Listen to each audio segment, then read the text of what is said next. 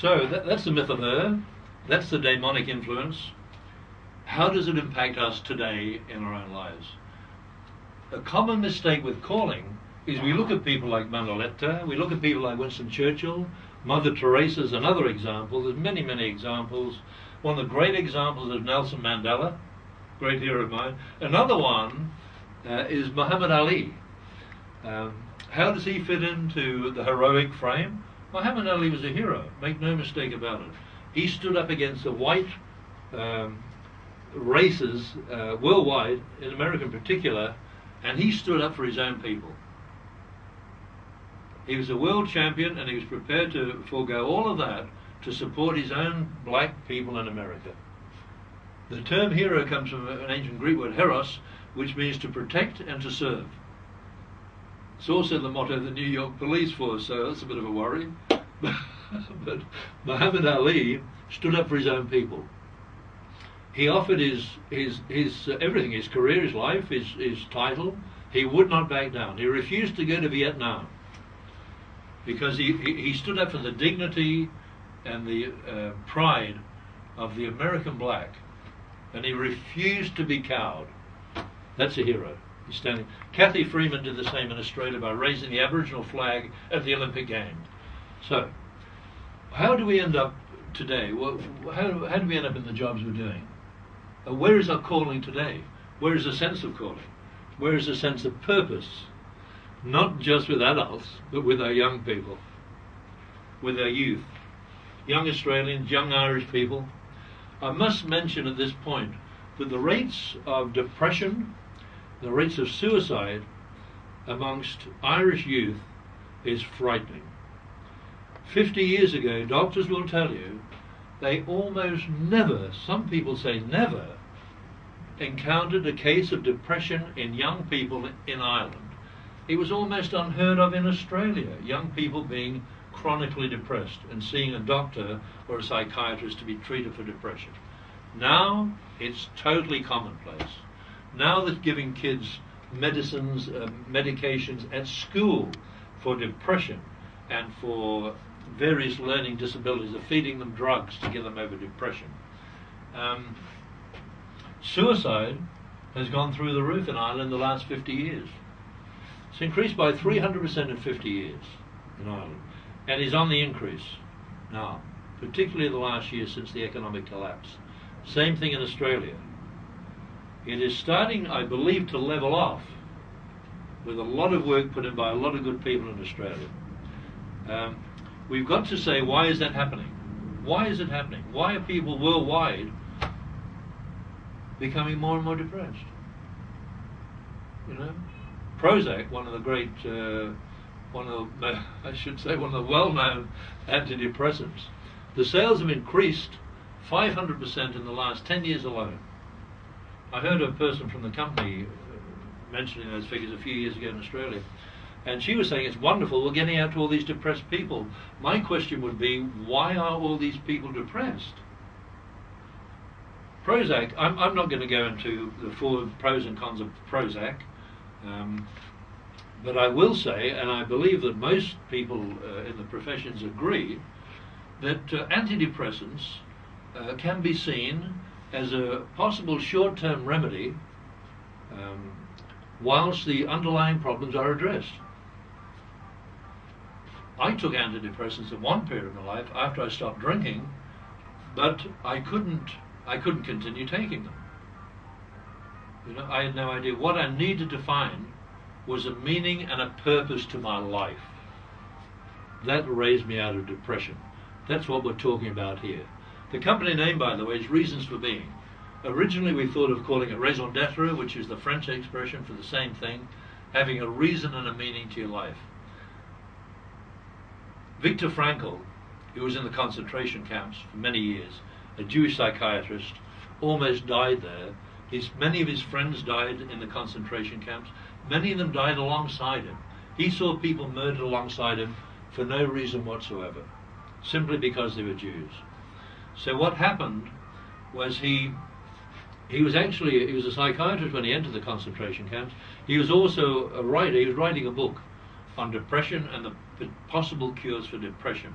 And what he saw with all of his clients before he went in the camps was that the most depressed people he encountered as a psychiatrist, none of them had any meaning or purpose to their lives. They had no idea what they were here to do. Many of them were wealthy people, but they didn't know what they wanted to do with their lives. There was no direction in their lives. There was no goals. There was no possibilities. There was no transcendent cause. There was no meaning to their lives. And Frankl came up with a concept that instead of trying to treat them as patients and giving them drugs and giving them endless psychotherapy, find a meaning, find within them. Don't try and put it into them. Find out what is already in them. What do they actually want to do with their lives? What is your purpose? What is your meaning? What is your calling? He didn't use that term, but that's what he was looking for. And he found that once the people became involved with some meaningful cause that was above themselves, they recovered from depression. One of the great American therapists, he was called out to a property out in the middle of America somewhere, and by a very wealthy family who had one child. They had a huge ranch apparently, and the homestead was very fertile. They grew their own fruit and vegetables and the whole thing. Very wealthy family. They were, the daughter was depressed, had been depressed for years and years and years. She'd been depressed at school, she'd been depressed when she left school, and she remained depressed. And the family, it was their only child, they were very, very worried about her. They flew him in to this place. This happened 30 or 40 years ago. He talked to the parents, and then he spent the rest of the day with the daughter. By that time she was around 35 years of age. She had very listless, very down, very little spirit, very little eye contact, looking at the ground a lot. After spending most of the day with her, including a lunch, just talking to her quietly,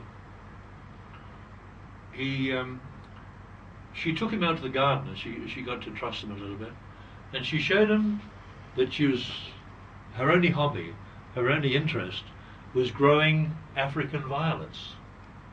That was the hobby. That's all she did. She'd go to the garden, look after them, so on. That's all she did. He asked about everything. Do you keep a diary? No. Do you do this? No. Do you go to the movies? No. When he saw the family later on, he saw them all together, and they asked him what was his remedy. Had he found a solution? And he said, what I'm encouraging your daughter to do is to grow a larger plot of African violets. They said, that's it? Paid him thousands of dollars, plane fares, fees. That's it? Grow African violets? She's doing that already. He said, yes, but I'd like her to grow a larger plot. We have plenty of land here. Get her to grow a larger plot of African violets. They said, and then what? What do we do with those? He said, well, whenever there's a birthday, whenever there's a wedding, what she does now is she occasionally delivers some flowers. Whenever the baby's born, whenever there's a wedding, whenever there's a ceremony of any sort, Christmas times, any sort of celebratory time, somebody moves to town, somebody's leaving town, bring them a large bunch of African violets. That was his prescription.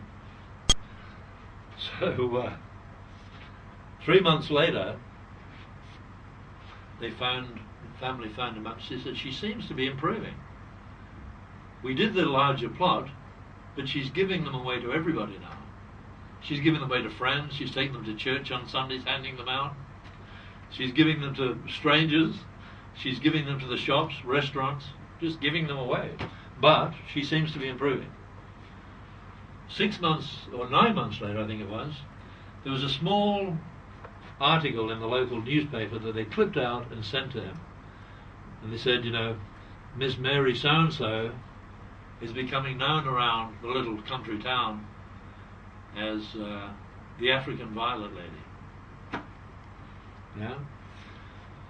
The following year, there was a story about her with a photograph in one of the national papers in America, and they refer to her as the African Violet Lady. Yeah? Not long after that, there was a story about her in the international press. This strange woman who was growing acres of African violets and giving them away to everybody, giving them away. Some people were buying them, but she just gave them away. So do you see what he did? What the therapist did, he found out where the life force was coming from in that woman. The only aspect of the life force was her growing flowers. Everything else in her was dead. He simply encouraged her life force to express itself more. Yeah? That lifted her out of depression. She was never depressed again for the rest of her life. Huh? He found out what was in her. He didn't try and put anything into her. He didn't give her intensive therapy. He found out where the life force was in her. What was inside her. What she wanted to do. Apparently it led on to other things. She ended up painting and doing all sorts of creative things. But that was the portal. That was the door through which she had to pass for her spirit to come out.